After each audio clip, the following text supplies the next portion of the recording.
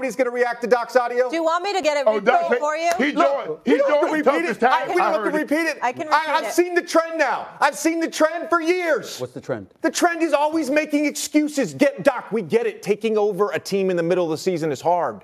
It's hard. We get it. Just like getting traded in the middle of the season is hard for a player. We get it. But it's always an excuse. It's always throwing your team under the bus. They lose to Memphis. Oh, it's his players' fault. Memphis was playing G League guys and two-way guys. And then you look at his quotes over the weekend. Now he wants to take credit for the James Harden trade to the Clippers working out. He wants credit for that. There's never accountability with that guy. This your boy Did Knows Ball back with another video. Say, man, JJ Redick just made an open season on Doc Rivers. He just came out and slammed him live on ESPN, talking about how he never takes accountability and things of that nature. Now, I agree and I disagree, but I do think this was very, very critical. And because, hey, we all know JJ Redick, he's pro player, and I think he's the biggest pro player propagandist in sports media. He's always on the player side. And hey, JJ Redick conspiracy. I don't know if he getting paid under the table. I don't know if he got like a little deal going on with players, but he low-key speaks for the players. He low-key speaks for the players. He's not part of the Players Association or whatever that is, but he low-key is the voice of the players, in my opinion. It's just my opinion, it's my speculation. And I think this is the voice of the players speaking through JJ Redick. Now, we all know Doc Rivers ain't the greatest coach. We all know Doc Rivers, he just benefited from having the big three in Boston, and he low-key underachieved with them. He underachieved with the Clippers. He underachieved with the 76ers. Like, we know Doc Rivers is a career underachiever, but to throw all this on Doc, and we know Doc he go call it how he sees it. Sometimes that's good. Sometimes he's bad. He needs to be more diplomatic when it comes to his press conferences. I understand all of that. But the Bucks' problem is not Doc's fault, bro. Like, y'all bringing him in to be a high-profile scapegoat because Adrian Griffin would have been a low-profile scapegoat.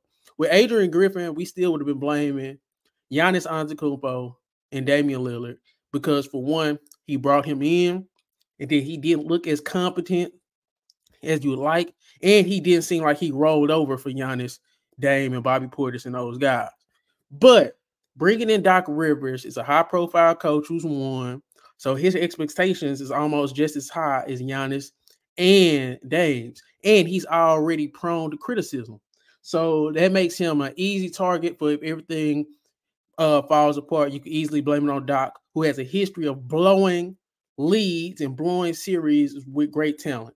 So I think he was a perfect scapegoat for Giannis. But we got to look at Giannis. I blame Giannis.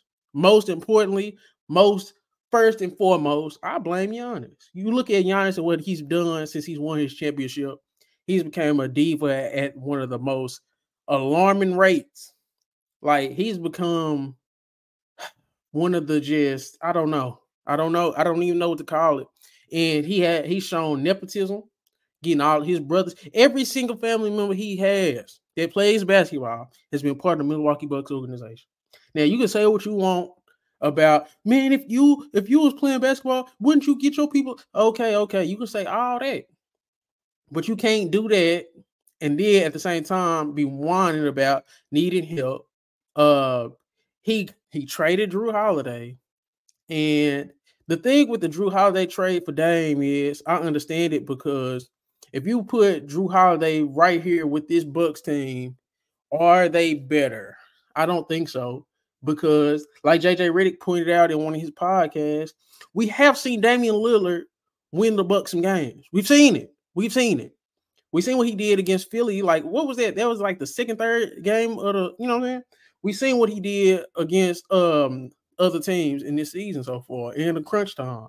So we're not going to act like Dame hasn't won them games, but he's also lost them games on the defensive end because that defensive backcourt just is not going to work. That's another thing we don't talk about enough with the Bucks. This roster isn't as good as we think it is. Not we, as y'all, people, as it's being portrayed. And they had an easy schedule. So let's look at the roster, bro. Because everybody's talking about them losing to Memphis. Everybody's talking about their 3-7 with Doc. But we're not talking about the Chris Middleton injury, and we're not talking about the terrible role players that the Milwaukee Bucks have. So against the Memphis Grizzlies, the Milwaukee Bucks started Jay Crowder, Giannis, Brook Lopez, Damian Lillard, Malik Beasley. Jay Crowder is terrible. Brook Lopez went 5 for 14, 2 for 9 from 3. Malik Beasley went 3 from 10, all 3-pointers. Even Dame didn't have the greatest shooting night. So, and then you look at the bench outside of Bobby Portis, they went 4 for 12. So it's not just that Doc isn't a great coach. It's not just that Damian Lillard can't defend and goes on shooting slumps from time to time. They don't have no role players. They don't have depth. They don't have good role players outside of Bobby Portis. You brought in Patrick Beverley and you got rid of Cameron Payne, who actually could get you about 10 to 12 points here and there, depending on how it's going for him. Chris Middleton is hurt. Chris Middleton was playing good, bro. Chris Middleton was actually playing good. I don't have the exact stats in front of me, but just off the pure eye test, Chris Middleton last 10 games, bro, he was hooping, man. He was hooping. So, and then you already aren't that deep. So the fact that you had Chris Middleton and now you don't, the fact that you don't have quality role players, the fact that Doc Rivers isn't the greatest coach, it's a recipe for disaster. And they said the Milwaukee Bucks had one of the easiest schedules at the beginning of the year, and it's progressively getting harder. So if you take all that into consideration, how good are the Bucks really? How good are the Bucks really? And when you look at the Drew and Dame trade, you literally just traded defense for offense. So your defense got worse, your offense got better. It's pretty much the same team, older, and the role players are worse. And Doc Rivers isn't playing Andre Jackson and Marjon Beauchamp.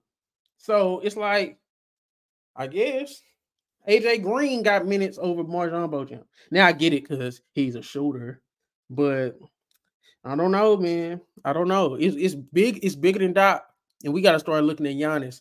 Giannis, ever since he won his championship, he's been acting like a diva. He's been acting like a diva. So I think that's the biggest thing. I don't agree with Doc Rivers people trying to make him a scapegoat. And even Shaq said today, he said, "Say, man," he basically was saying, "Say, bro, you got to go tell them role players to get it together." To get it together. And Dame had a great All-Star weekend, but that shit got to translate to the season, dog. I'm not blaming Doc because we all know what Doc was. How can we blame, if we know who he is, how can we blame him for being him? He's going to throw you under the bus if he feels like you aren't performing. And he's just not the greatest coach ever. He's just not.